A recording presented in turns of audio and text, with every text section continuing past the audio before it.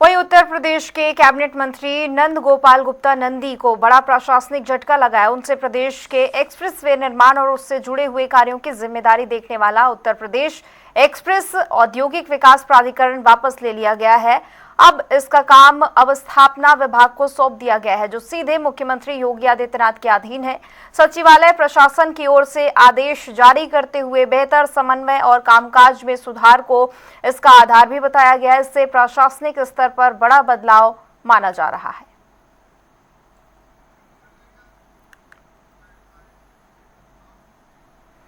और चलिए रुक करते हैं इस वक्त की बड़ी खबर का। बीजेपी प्रदेश अध्यक्ष का दौरा है। बीजेपी प्रदेश अध्यक्ष पंकज चौधरी का प्रवास आज से ललितपुर, झांसी, औरैया और कानपुर का करेंगे और ललितपुर में मां मालिनी मंदिर में दर्शन भी करेंगे।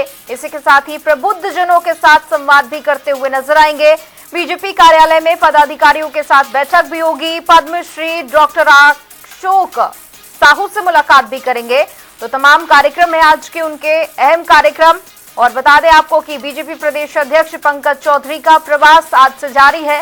ललितपुर, झांसी, औरैया और कार्यक्रम में प्रवास करेंगे और ललितपुर में मां मालिनी मंदिर में दर्शन करेंगे। प्रबुद्ध जनों के साथ संवाद करते हुए भी नजर आने वाले हैं और बीजेपी कार्यालय में पदाधिकारियों के साथ भी बैठक करेंगे। बड़ी जानकारी है। पद्मश्री डॉक्टर अशोक साहू से मुलाकात करेंगे।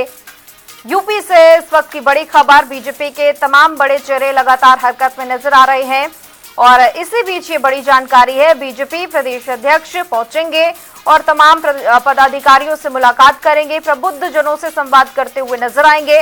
बीजेपी कार्यालय में पदाधिकारियों के साथ बैठक की जाएगी। तमाम जो कार्य हैं उनकी समीक्षा की जाएगी और देखना होगा कि इन बैठकों में क्या कुछ अहम चर्चा की जाती है, क्या कुछ अहम जानकारी निकलकर सामने आती है।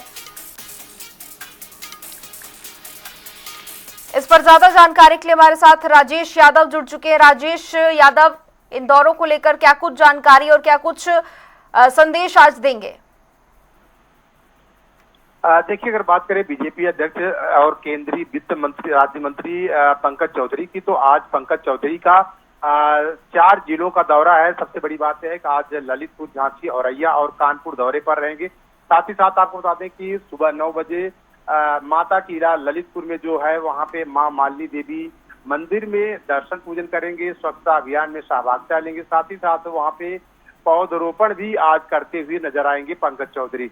लेकिन उसके बाद अगर बात किया जाए तो 10 बजे बांसी ललितपुर में प्रबुद्ध जनों के साथ संवाद करेंगे, वहां कार्यक्रम में शामिल होंगे और उसके बाद 11 बजे भाजपा कार्यालय ललितपुर में पहुंचेंगे। वहां पे पदाधिकारियों और जनप्रतिनिधियों के साथ बैठक करेंगे। तो जाहिर सी बात है कि पंकज चौधरी लगातार प्रदेश के दौरे पर हैं और सबसे बड़ी बात यह है कि आज दोपहर में झांसी के मेरठ में आज मेरठ के और मोट में और पुंछ में वहां पे पार्टी कार्यकर्ताओं के साथ स्वागत करते हुए नजर आएंगे। वहां पे पदाधिकारी उनका स्वागत करेंगे। शाम को 4 बजे औरैया में राष्ट्रीय कवि अजय अंजाम में से उनकी आवास से मुलाकात करेंगे।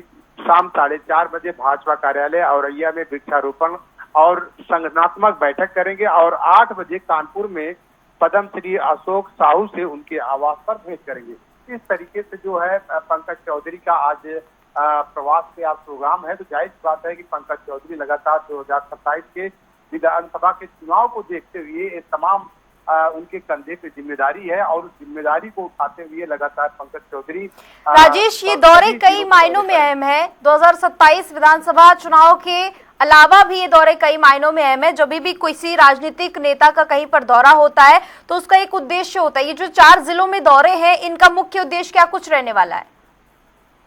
देखिए, आपको बता दें कि पंकज चौधरी का जो मुख्य उद्देश्य है, मैं आपको बता दूं कि उनके कंधे पर अगर देखा जाए तो बहुत बड़ी जिम्मेदारी दी गई है, क्योंकि 2027 का विधानसभा का चुनाव है, चुनावी वर्ष चल रहा है।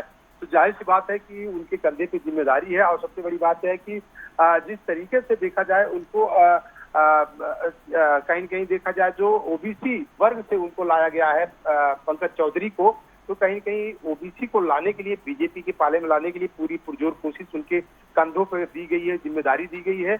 और सबसे बड़ी बात है कि पूर्वांचल से आते हैं पंकज चौधरी और पूर्वांचल में ही बीजेपी को कहीं न कहीं खासा नुकसान होता है। तो जाहिर सी बात है कि इसलिए पंकज चौधरी को लाया गया है और सबसे बड़ी बात है कि खास करके पूर्वांचल में मजबूती के साथ पंकज चौधरी को पूरी तरीके से वहां पे भेजने का काम किया जाएगा। साथ ही साथ प्रदेश के 75 जिले में उनके कार्यक्रम लगाए गए हैं।